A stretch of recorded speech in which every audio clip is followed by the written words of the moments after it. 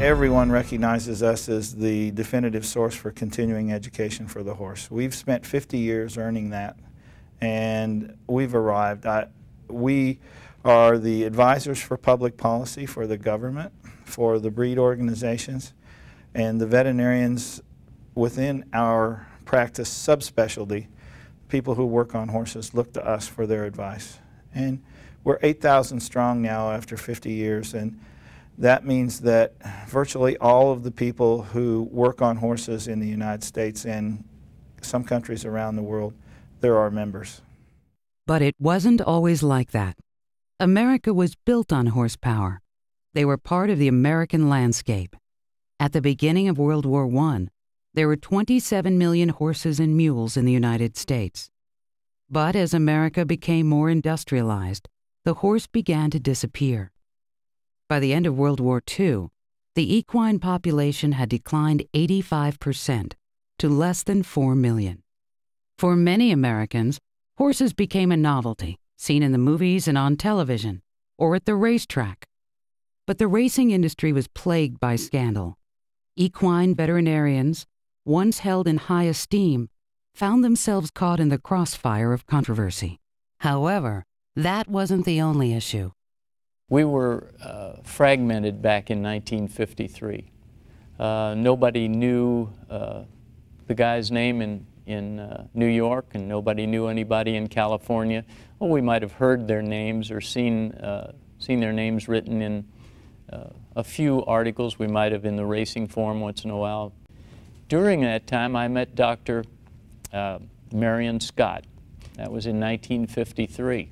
He said, "Bobby, what would you think about starting an organization of racetrack practitioners to kind of exchange scientific information and ideas that we have over here in the Midwest, and we'd like to know those people that practice in California, the ones that practice on the East Coast over in New York and Belmont Park. We could all get together once a year and we could meet and see what the world was like in other places. We'll get them all together and see if they'll come to a meeting in Louisville. That seems to be a good place to do because the Kentucky Derby is there, and the Brown Hotel has a great history with the Kentucky Derby." So from that conversation, we met the next year, and in 1954, we were after techniques, surgical techniques. Surgery was just making its way into the veterinary practice. I don't think anybody had ever opened an abdomen at that time. Nobody had ever undertaken to operate on a joint, and in that time we didn't have all of the antibiotics that we have today to fight those things.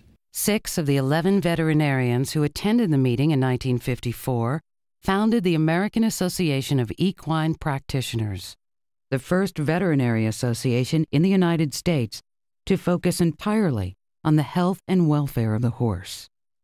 The founders drafted the objectives that are reflected in the AAEP's mission statement today: to improve the health and welfare of the horse, to further the professional development of its members, and to provide resources and leadership for the benefit of the equine industry. And they planned the first official AAEP convention, which was held the next year at the LaSalle Hotel in Chicago. 74 veterinarians attended. The educational sessions were put together, then, as now, by the AAEP president-elect. There were no members in the hall during the lectures. Everyone attended the lectures. No one was in the hall. It was great stuff. It is still great stuff. We never envisioned this many members in a hotel that had 1,600 rooms. I don't know if there was a hotel in the world that had 1,600 rooms 50 years ago. Brigadier General Wayne Kester attended his first AAEP meeting in 1955. At the time, Sage Kester was the director of the new Air Force Veterinary Service and the incoming president of the American Veterinary Medical Association. Sage and a handful of his colleagues understood that the sudden growth of leisure time after the war would allow Americans to reconnect to the horse. Horses tap into people's leisure time, whether they go to the races, whether they're riding them on trail rides, whether they show horses. Horses give you an outlet for your own time, we have actually more leisure time than we've ever had, but our work days are more hectic than they've ever been.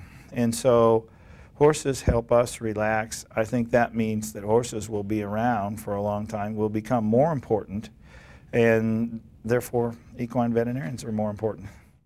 But in the mid-1950s, equine medicine wasn't ready to handle the coming boom in racing and pleasure and performance horses. The AAEP helped them to get ready. If you look at where we started and follow the conventions, the new stuff gets unveiled to the practitioner at this meeting. The research stuff will come out in more research-oriented meetings, but it gets applied to the horse at this meeting. Our sessions had information constantly. Some of the greatest educational processes occurred in the halls and in as many men as you could pack into a room at night and sit and just listen to one another. There was a paper given about horses with a fractured pelvis. And the very next morning I went to one of my best stables, and lo and behold, this horse had a fractured pelvis, and I wouldn't have had a clue 48 hours before. When I first started practice, we didn't have drugs that did little more than allay pain. And the types of anesthetics we had really put them down, but were not nearly as safe. In my lifetime, I have observed everything from sulfa and penicillin to today's technology. The greatest advancements would have to start from the beginning. Antibiotics, ultrasound, X-ray, MRI techniques, immunization, plus drug usage for control of disease. The invention of the portable X-ray machine, practical general anesthesia, surgical procedures that were specifically for horses, the development of bone plates, the arthroscope, which allowed us to do surgery through very small incisions. The biggest contribution they made to our profession is providing the highest quality continuing education anywhere in the world for an equine practitioner. It was good when I joined it, it's better today. The trade show is an educational event in itself. In Dallas, I'm going to say maybe it was 20 years ago, they allowed a radiographic display of radiograph machines and cassettes and all the equipment. And it couldn't have taken up 50 square feet. Well, it was overwhelmingly welcomed. You can learn an awful lot just walking through there. One of the great parts of the meeting every year besides the CE is getting to see old friends that you only see once a year and swap stories and discuss cases and spend some time together. There's a lot of associations and professional groups that are committed to their mission that all have one common goal, but I think AAP is different in that people really care about each other. And of course their feelings and they're caring about the welfare of the horse is a common bond that holds everybody together. I felt once that I could come every other year, and believe me, I felt the emptiness, the lack of knowledge in that time, so I decided to come every year. Is like I told you, it's a life-changing. Today, in addition to the annual convention, the AAEP offers continuing education opportunities year-round. We certainly offer more education and innovations pertaining to the horse than any other organization on the planet. We are now branching out into more personal growth of its members. Lifestyle issues, generational changes, practice management, stress management, leadership training, things that make us not only better veterinarians scientifically or medically, but also better people.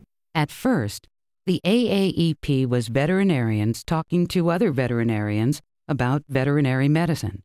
But the welfare of the horse soon required the AAEP to expand